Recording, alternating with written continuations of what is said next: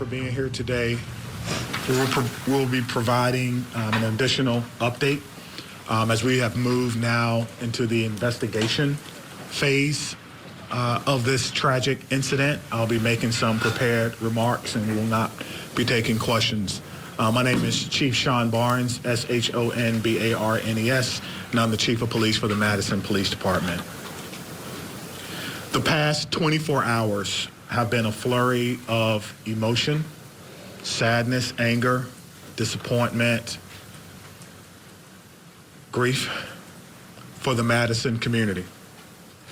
We were brought together by a tragedy, and today 3 families woke up this morning to a world without a loved one. That can never be outdone.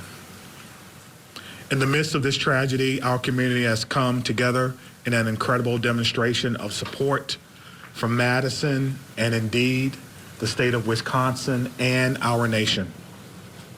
I cannot express enough gratitude to the many emergency response agencies who provided direct support to the Madison Police Department. We could not be standing here today without the men and women of law enforcement, specifically the Madison Fire Department, surrounding EMS agencies, Dane County Sheriff's Office, Monona PD, Oregon PD, the University of Wisconsin Police Department, the ATF, the FBI, Fitchburg Police Department, and Cottage Grove. A special thank you to all of these agencies. Thank you so much. These agencies and many others responded to the scene and or took calls for service within the city of Madison to allow us to focus on this tragic incident.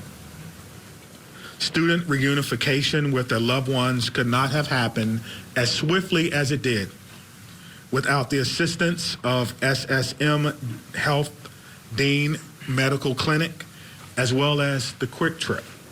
Additionally, many people worked well into the night and supported local restaurants and community who came together and provided food and other logistical support for our team.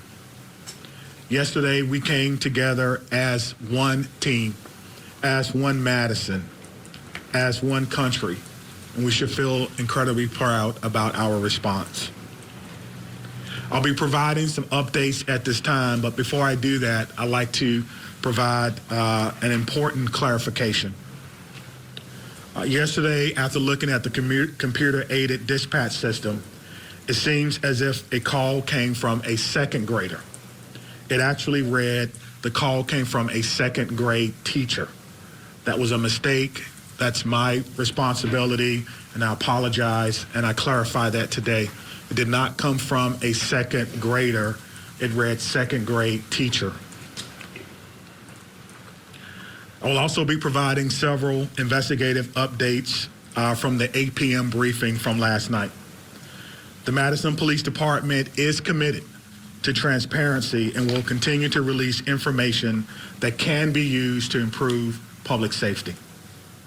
This must be balanced against our commitment to the victims of this horrific crime and the need to do a thorough and complete investigation.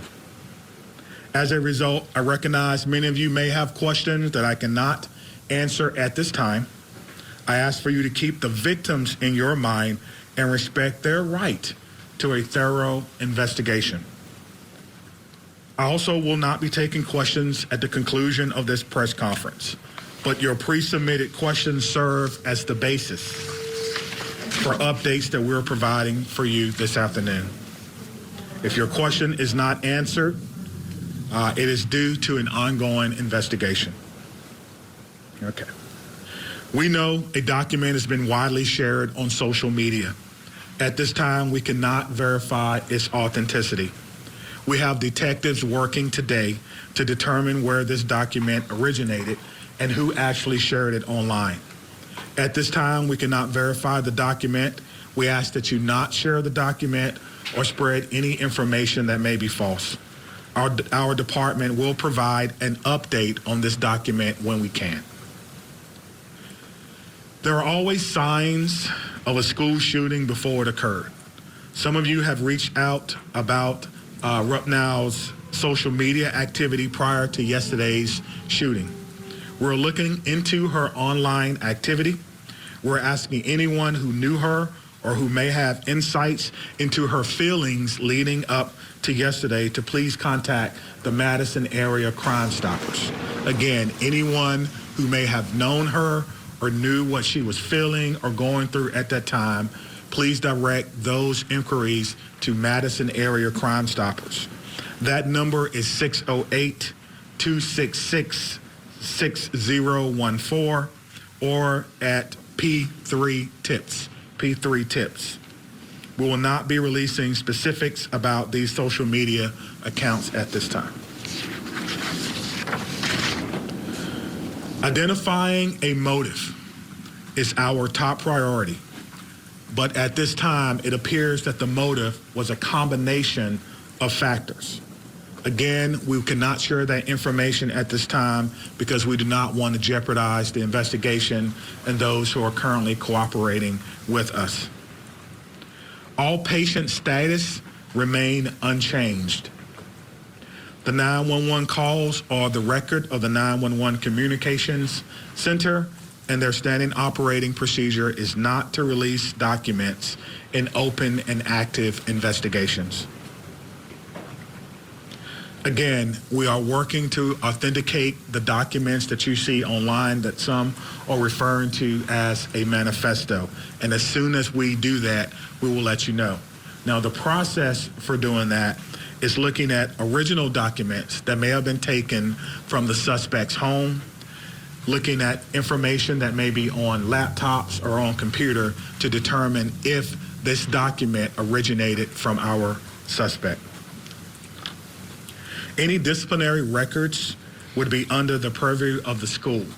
Some of you have asked whether or not she was troubled or whether or not she was troubled at school. We do not have those records. We are not the proprietor of those. On the question of bullying, we're talking to students to understand whether bullying was one of those multiple factors that I mentioned earlier.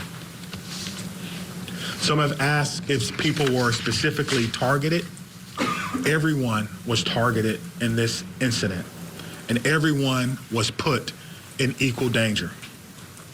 Today, numerous MMSD schools were targeted by false threats, often known as swatting.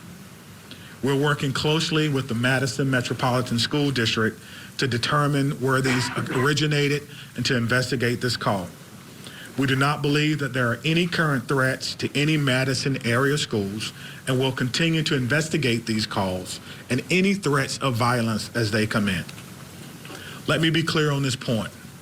Making false threats is a crime, and we are working with the district attorneys to prosecute these crimes as information is gathered. And if we have to do that, we certainly will. I encourage all parents, all family members, that is Chief Sean Barnes. Chief Sean Barnes there in the Madison, Wisconsin area, updating the community. We're going to continue to monitor that, but I want to bring in our guests that are watching along with you at home. National Trial Attorney Michael Jaffer and former prosecutor Mary David. Thanks for being with us. Michael, to you first. So I thought that was really telling that they say that they're trying to authenticate what has been circulating online, which may be a manifesto of this 15-year-old girl that is allegedly the shooter here of this school.